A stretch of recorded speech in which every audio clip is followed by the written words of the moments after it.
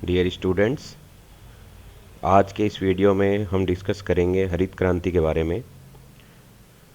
Green revolution, हरित क्रांति हमारे सिलेबस में इंडिया के कॉन्टेक्स्ट में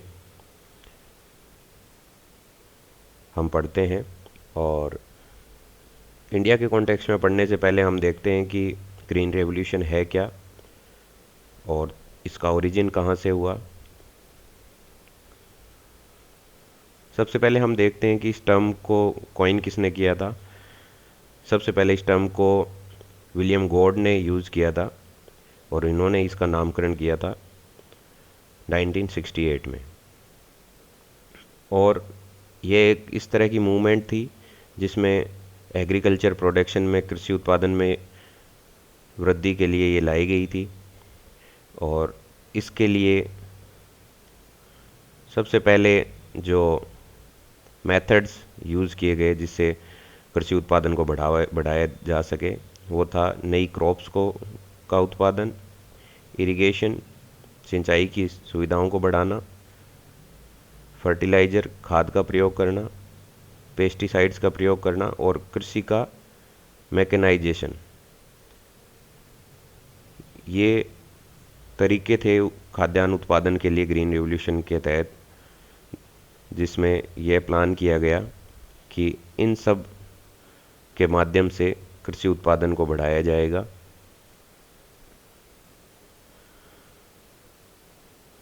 और यह एक प्लान इंटरनेशनल एफर्ट था, विश्व स्तर पर लागू किया गया था और इसका टारगेट ये था कि जो विकासशील देश हैं वहाँ पर कृषि उत्पादन को बढ़ाया जा सके, क्योंकि वहाँ जनसंख्या भी बहुत तीव्र गति से बढ़ रही थी और ऐसे में जनसंख्या को नियंत्रण करने के साथ साथ कृषि उत्पादन को बढ़ाना जरूरी था। इसके लिए जो फाउंडेशन जिन्होंने इसके लिए वित्तीय सहयोग किया वो थे रॉकफेलर फाउंडेशन, फोर्ड फाउंडेशन और मैनी डेवलपिंग कंट्रीज़ की सरकारें, जैसे इंडिया की गवर्नमेंट ने सहयोग किया। और इसका पर्पस था भूखमरी को ख़त्म करना, खाद्यान्न उत्पादन बढ़ाकर भूखमरी को ख़त्म करना। और इसके लिए जो शख्सियत जिन्होंने सबसे ज़्यादा योगदान दिया वो थे नॉर्मन बोरलॉग। आइए एक नॉर्मन बोरलॉग के बारे में एक ब्रीफ इंट्रोडक्शन देख लेते हैं। इन्हें हरित क्रांति का जनक कहा जाता है और कम्पिटिटिव एग्ज़ाम्स में काफ़ी बार पूछा जाता है। और एक कन्फ्यूजन ये रहती है कि विश्व में हरित क्रांति का जनक यदि आपसे पूछा जाए तो उसका आंसर नॉर्मन अर्नेस्ट बोरलॉग होगा, और यदि भारत में हरित क्रांति का जनक पूछा जाए तो श्री स्वामीनाथन होंगे। ये यूएस प्लांट पैथोलॉजिस्ट थे और इन्होंने रॉकफेलर फाउंडेशन 1944 में ज्वाइन किया था। रॉकफेलर फाउंडेशन का पिछली स्लाइड में मैंने जिक्र किया था कि ये उन फाउंडेशन में से थे जिन्होंने इस ग्रीन रेवोल्यूशन को वित्तीय सहायता दी। और इन्हें असाइन किया गया इंटरनेशनल मेज and wheat improvement centre Mexico में, और इनके इस सराहनीय योगदान के लिए 1970 में नॉर्मल पीस प्राइज़ भी इन्हें दिया गया। नोबेल पीस प्राइज़ इन्हें दिया गया। तो ये सब थोड़े फैक्ट आपको याद रखने होंगे कि हरित क्रांति के जनक कौन थे और भारत में हरित क्रांति के जनक कौन थे और इन्हें नोबेल पीस प्राइज़ कौन से ईयर में मिला। अब सवाल आता है कि उस वक्त हमें ग्रीन रेवोल्यूशन की ज़रूरत क्यों थी।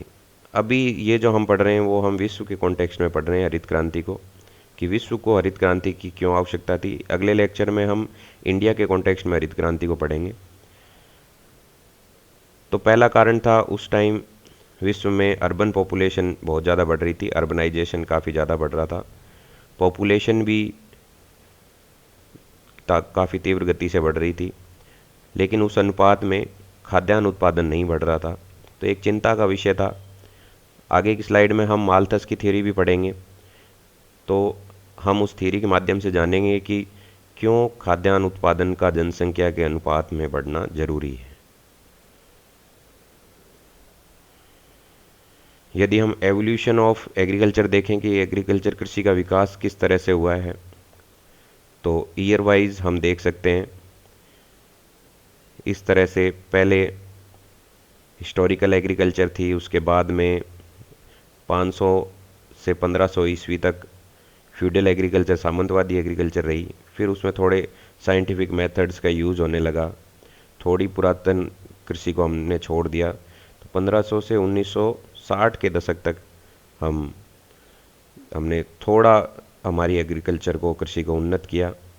और 1960 के बाद हरित क्रांति का उदय हुआ, और आगे हम देखेंगे कि इससे क्या क्या परिवर्तन हुए, नकारात्मक और सकारात्मक।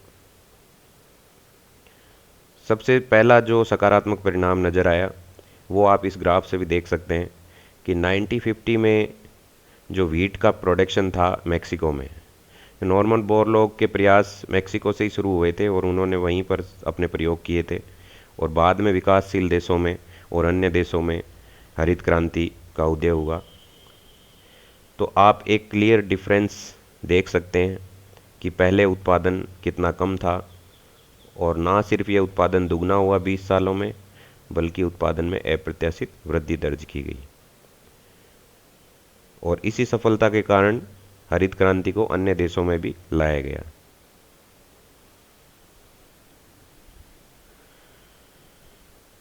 यदि हम इसकी सक्सेस स्टोरी देखें कि कितना सफल रहा हरित क्रांति, तो आंकड़े कहते हैं कि इससे फूड उत्पादन में, खाद्यान्न उत्पादन में 1000%, ये आंकड़े काफ़ी ज़्यादा होते हैं, कि 1000% वृद्धि दर्ज की गई।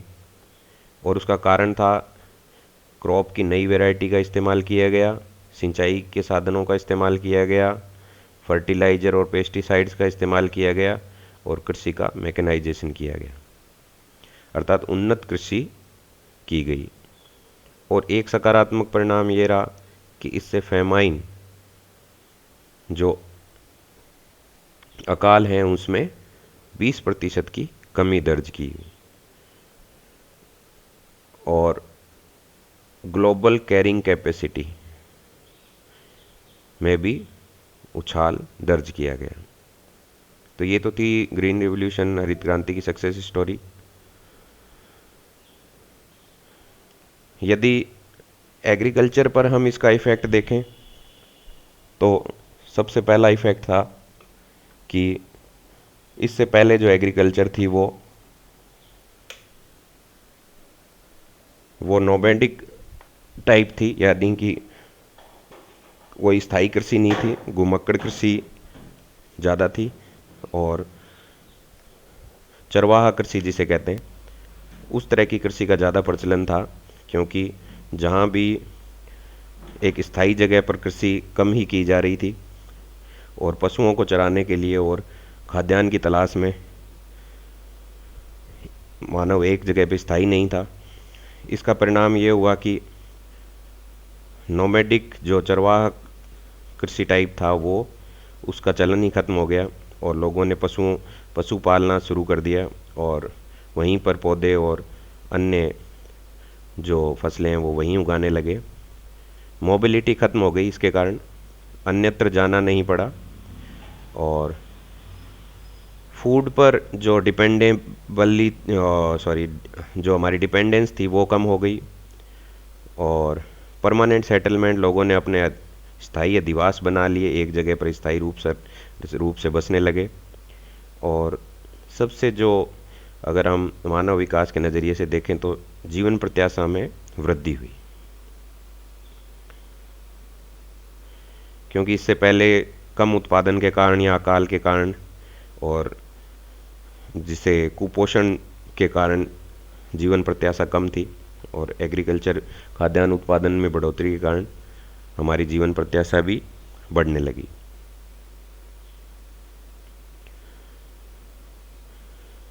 अब इसकी सफलताओं के साथ में कुछ कुछ प्रश्नवाचक चिन्ह भी लगते हैं कि क्या ग्रीन रिवॉल्यूशन विश्व में पूर्णतः सफल रही। तो कुछ नकारात्मक चीज़ें भी ग्रीन रिवॉल्यूशन के साथ रही। वो थी कि इसने पूरी तरह से अकाल को ख़त्म नहीं किया, और जनसंख्या के लिए अभी भी ग्रीन रिवॉल्यूशन में कोई प्रावधान नहीं था, हरित क्रांति में, कि जनसंख्या अभी भी बढ़ रही थी। और जो हमने माध्यम बताए, इरिगेशन, पेस्टिसाइड या मैकेनाइजेशन ऑफ एग्रीकल्चर, उनसे किसान की जो प्रोडक्शन की जो कॉस्ट थी वो काफ़ी बढ़ गई। पहले पुरातन कृषि थी तो उसमें लागत इतनी ज़्यादा नहीं थी, लेकिन हरित क्रांति के फलस्वरूप उत्पादन बढ़ाने के लिए जो अन्य साधन इस्तेमाल होते थे उनके कारण प्रोडक्शन कॉस्ट में बढ़ोतरी दर्ज हुई, और इन्वायरमेंट पर भी बुरा और नकारात्मक प्रभाव पड़ा। और यह सबके लिए नहीं थी। इसका लाभ कुछ पर्टिकुलर क्षेत्रों में ही रहा, और यह सर्वव्यापी नहीं था। हरित क्रांति का लाभ सबको नहीं मिला। तो ये तो थे हरित क्रांति के नकारात्मक प्रभाव।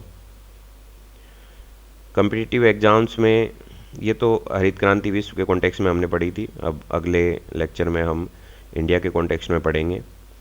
कॉम्पिटिटिव एग्जाम्स में कभी कभी हरित क्रांति के साथ में मल्टीपल चॉइस में इस तरह के क्वेश्चंस पूछे जाते हैं, जैसे श्वेत क्रांति किससे संबंधित है।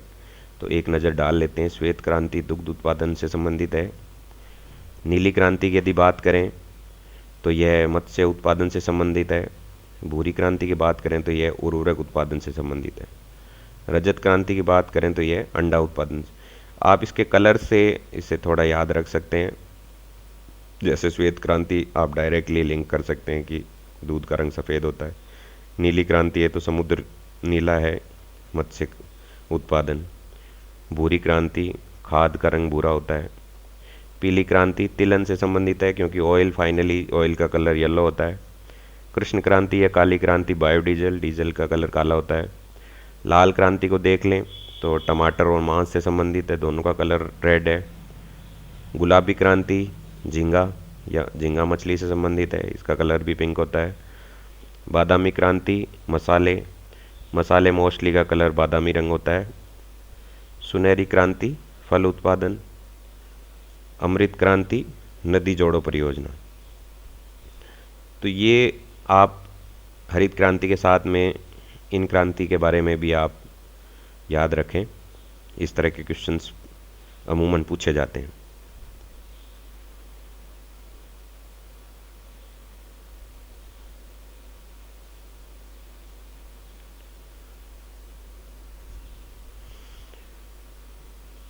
हरित क्रांति के साथ में थॉमस माल्थस को पढ़ना भी ज़रूरी है, क्योंकि हरित क्रांति ने सिर्फ बात की खाद्यान्न उत्पादन की, परंतु माल्थस ने बात की कि जनसंख्या के बढ़ने के साथ साथ खाद्यान्न का उत्पादन भी बढ़ना चाहिए, और दोनों एक दूसरे से इंटरलिंक्ड हैं। इसलिए हम माल्थस को आज डिस्कस करते हैं।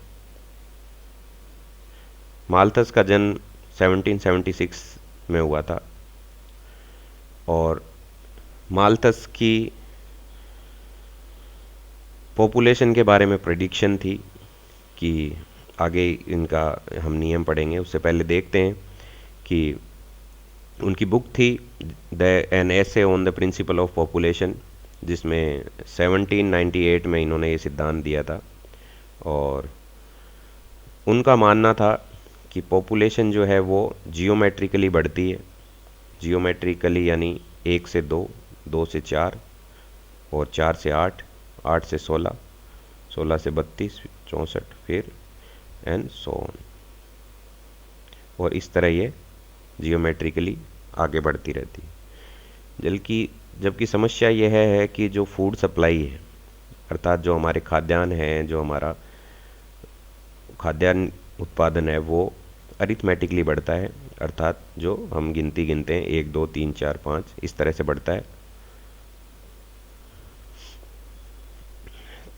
तो आगे हम देखेंगे कि इस जियोमेट्रिकल और अर्थमेटिकली जो प्रोग्रेशन है पॉपुलेशन की और फूड सप्लाई की, वो किस तरह से एक भयानक संकट उत्पन्न करती है। इसमें आप देख सकते हैं कि समय के साथ में पॉपुलेशन है वो जियोमेट्रिकली बढ़ रही है। ये जियोमेट्रिकली कर्व इस तरह का होता है, 2 से 4, 4 से 8, 8 से 16, 32। जबकि जो हमारा जो खाद्यान्न का उत्पादन है वो सीधा एक लाइन में ऐसे, उसमें ग्रोथ बहुत धीमी होती है। और एक समय के पश्चात ये जो गैप है वो एक ऐसी स्थिति को उत्पन्न कर देता है जहाँ खाने के लिए तो बहुत सारे लोग हैं पर खाद्यान्न बहुत कम है। हालांकि इस समस्या के समाधान के लिए उन्होंने कुछ उपाय भी बताए थे, जैसे कुछ नैतिक नियंत्रण है, जनसंख्या को कम करने के लिए नैतिक नियंत्रण है, और उसके साथ ही उन्होंने प्राकृतिक कारण भी बताए, जैसे कि दुर्भिक्ष, संक्रामक बीमारी, युद्ध और अकाल से भी लोगों की मृत्यु हो जाती है। यानी हम एक सपोज करें कि इन दोनों प्राकृतिक और नैतिक कारणों से भी जनसंख्या कम हो सकती है। जैसे कोई प्राकृतिक विपदा आ गई तो जनसंख्या एकदम से कम हो सकती है। परंतु आज के समय में मानव की टेक्निकली साउंड होने के कारण और तकनीक के विकास के कारण इस तरह की आपदाएं कम आती। पहले के टाइम पे इस तरह की जो प्राकृतिक नियंत्रण है वो जनसंख्या का हो जाता था, आज के समय में ये संभव नहीं है। और साथ ही ये जो उत्पादन जो माल्थस ने माना कि ये 1-2 और इस तरह अरिथमेटिकली बढ़ता है, उसको भी हरित क्रांति ने, इसीलिए हम हरित क्रांति के साथ में इसको पढ़ रहे हैं कि हरित क्रांति इस उत्पादन को बढ़ा सकती है। तो यदि प्राकृतिक कारणों से, अकाल से या युद्ध से जनसंख्या कम नहीं होती है, इसी तरह बढ़ती है, तो हम उत्पादन को बढ़ा सकते हैं। हम उत्पादन को बढ़ाकर इस गैप को कम कर सकते हैं। हालांकि ये तो समाधान थे, माल्थस ने यही माना कि जनसंख्या तो है वो ऐसे बढ़ती है जियोमेट्रिकली, और जो खाद्यान्न है वो इस तरह से अरिथमेटिकली बढ़ते हैं, और एक समय के बाद में इन दोनों के बीच में ज़्यादा गैप नहीं होना चाहिए, वरना समस्या और ज़्यादा विकराल हो जाएगी। वर्ल्ड पॉपुलेशन को यदि देखें तो फर्स्ट एडी में 150 मिलियन थे और 1350 में 300 मिलियन हो गए, और 1700 के पास पहुंचते पहुंचते ये 600 मिलियन हो गई जनसंख्या। 1800 में 900 मिलियन, 1900 में 1.6 बिलियन अर्थात अरब में 1.6 अरब जनसंख्या हो गई थी 1900 में, और 2.4 डबल हो गई 50 साल में।